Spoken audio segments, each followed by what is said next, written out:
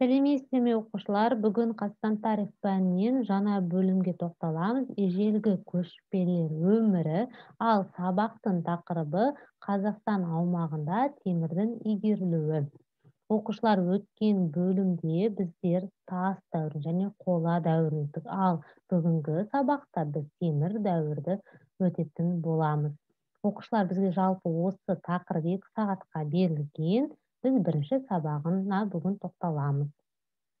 Дәптеріңізді ашып, бүгінгі сабақтың тақырыбын жазып алыңыздар. Зерттеу сұрағы: темір өндіру адамдар өмірін қалай өзгертті? Сабақтың мақсаты темір дәуірі мен оның кезеңдерін білетін боласыздар. Ерте темір дәуіріндегі кен өндіру тәсілдерімен танысасыздар. Өткен сабақтан сіздер не білесіздер? Қазақстандағы ежелгі адамдар өмірімен таныстыңыздар. Ең алдымен оқушылар білім сайтын пайдаланып, Қазақстан аумағында темірдің игерілуіне байланысты бейнематериал көретін боласыздар. Темір дәуірі жайында не білесіңдер? Темір дәуірі қандай кезеңдерге бөлінеді? Ерте заманда темірді қалай өндірген? Темірді балқыту үшін қанша градус температура қажет болған? Темірді игеру ерте темір дәуірі адамдарының тұрмысын жеңілдетті ме? Темірді игеру кезінде белгілі бір тәсілдер пайдаланды ма? Темірді игеріп, одан қару-жарақ жасауды үйрену жаңа жерлерді жаулап алуға мүмкіндік берді ме? Осы сұрақтарға жауап берейік. Темір дәуірі жайында не білесіңдер? Темір дәуірі тас пен қола дәуірлерінен кейінгі үшінші ірі археологиялық кезең. Оның бірінші кезеңі ерте темір дәуірі деп аталады.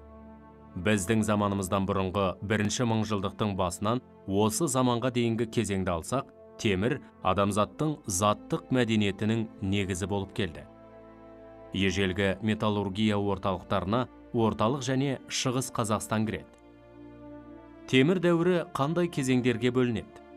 Темір дәуірі біздің заманымыздан бұрынғы 8-3 ғасырларды қамтитын ерте темір және біздің заманымыздан бұрынғы 3-ші, біздің заманымыздағы 6-шы ғасырлар аралығын қамтитын кейінгі темір дәуірлері болып екіге бөлінеді.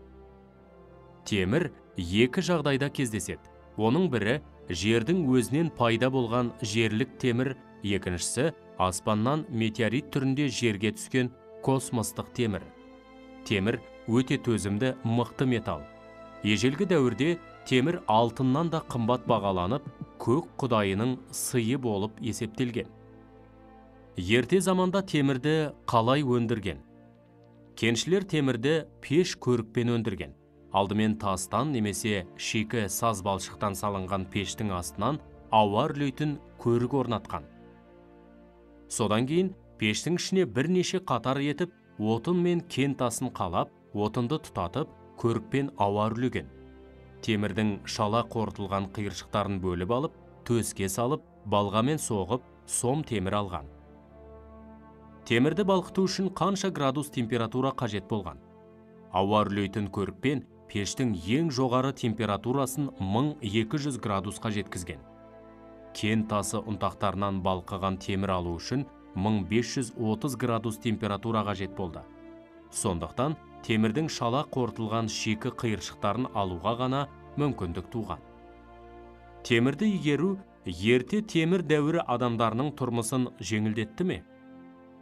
Еңбек құралдарының темірден жасалуы жер өңдеуді жеңілдетті. Сондай-ақ, темірден жасалған еңбек құрал жабдықтарын бақташы тайпалар күнделікті тұрмысында кеңінен пайдаланды. Ат әбзелдер мен соғыс құралдарын жасауда да темірді пайдаланды. Темірді игеру кезінде белгілі бір тәсілдер қолданды ма?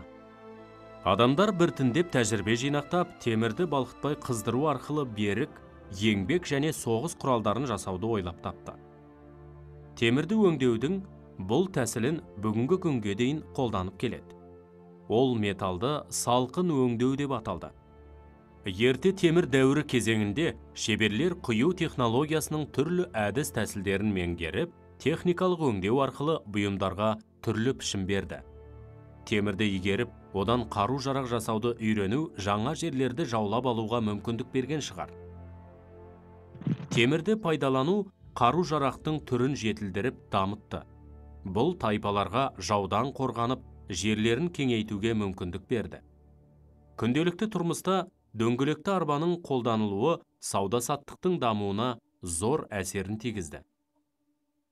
Оқушылар, біз бейне материалды көріп аяқтадық. Ал енді қысқаша конспектті оқыңыздар.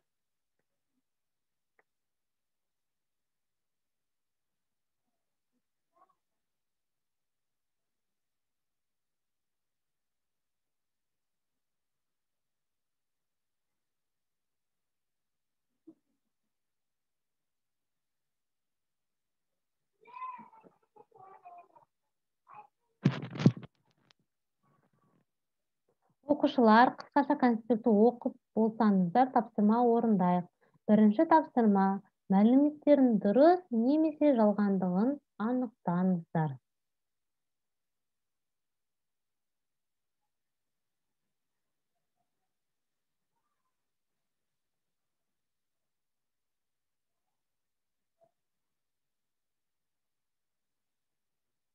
Оқушылар, бірінші тапсырмамызды орындап болсақ, екінші тапсырмамызды орындайық. Екінші тапсырма: ұяшықтарға сөздерді дұрыс орналастырып шығып, құрастырған сөйлемді оқыңыздар. Салқын өндіру, қыздыру, соғыс құралдарын, еңбек құралдары, тәжірибе. Осы керекті сөздерді осы тұрған бос орындарға қою керексіздер.